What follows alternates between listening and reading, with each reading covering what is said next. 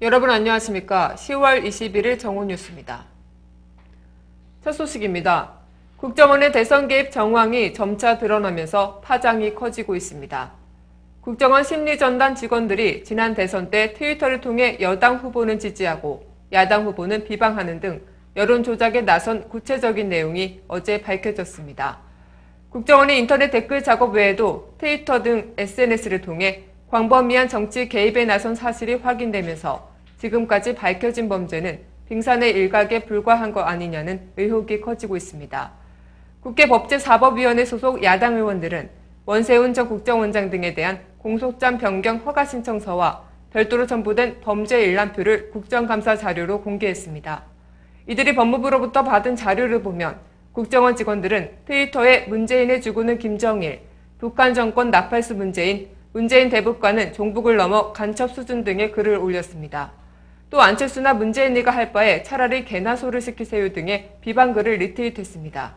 반면 여당 후보에 대해서는 박근혜의 친근한 미소, 이 시대는 여성 대통령이 곧 최고의 정치 쇄신 등 지지하는 글이 대부분이었습니다.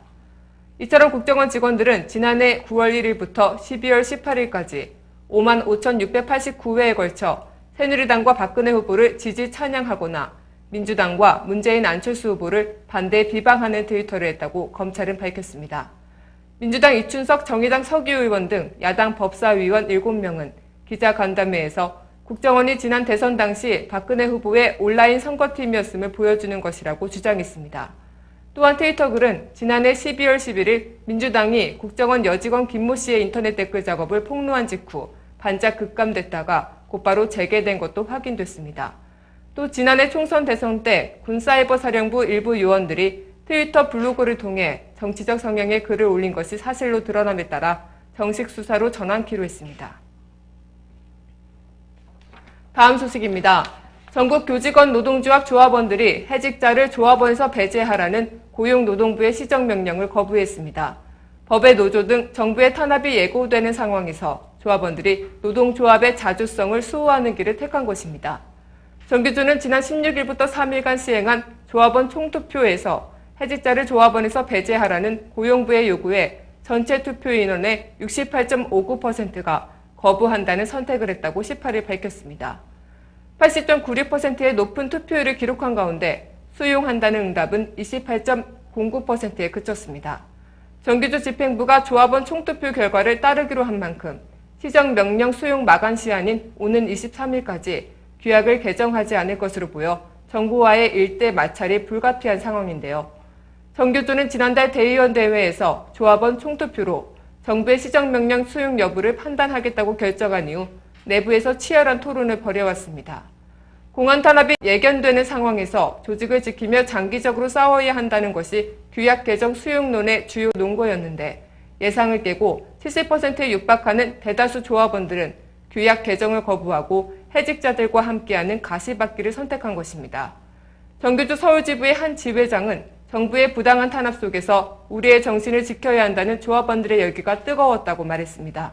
이에 따라 정부로서도 정규조를 실제 법 밖으로 몰아내기 위해서는 상당한 반발을 감수해야 하는 정치적 부담을 안게 됐습니다. 민주당 김한길 대표도 19일 정규조 노동조합 조합원들의 총투표 결과에 대해 정규조 선생님들의 결정을 존중하겠다고 밝히며 참교육을 위한 선생님들의 노력에 지원을 아끼지 않겠다고 말했습니다.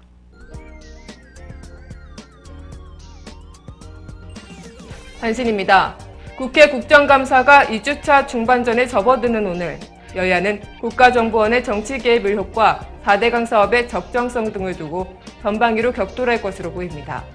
국회는 오늘 법제사법위와 정무위, 환경노동위 등 12개 상임위별로 국감을 벌입니다.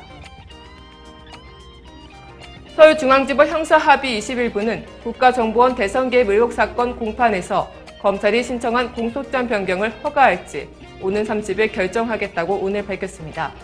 검찰은 국정원 직원들이 트위터에서도 조직적으로 사이버 활동을 벌인 사실을 추가 확인하고 이를 공소사실에 포함하기 위해 지난 18일 재판부에 공소장 변경 허가 신청서를 낸 바 있습니다. 밀양지역 송전탑 공사 재개 22일째인 오늘 한국전력공사가 단장면 고래리에서 공사 현장을 한 곳 더 추가했습니다. 이로써 한전이 공사하는 통저택 형상은 모두 10곳으로 늘어 주민들의 반발이 예상되는 가운데 270여 명의 인원과 건설 장비를 동원해 굴착과 철근 조립 등 기초 공사를 계속하고 있는 것으로 알려졌습니다. 국회 보건복지위원회에 오늘 식품의약품안전처 국정감사에서는 통제 불능 상태인 일본의 방사능 오염수 실태를 고려해 수산물 등 일본산 식품 전반에 대한 소비자 불안을 해소할 대책을 촉구하는 지적이 이어졌습니다. 우리 정부의 금수 대상인 후쿠시마 인근 8개 현에 벗어난 지역에서 발견되는 오염수산물을 차단할 대책이 미흡하다는 지적도 제기됐습니다. 정교조가 해직자를 조합원에서 배제하라는 고용노동부의 시정명령을 거부했습니다. 9명의 해임교사와 연을 끊으라는 폭력에 맞서 거짓에 굴하지 않는 바보 이반의 길을 선택했습니다. 다음 세상을 짊어지고 갈 아이들에게 진정한 용기와 함께하는 세상의 양심을 보여준 이들의 길이 외롭지 않길 바랍니다. 오늘 뉴스를 마치겠습니다. 고맙습니다.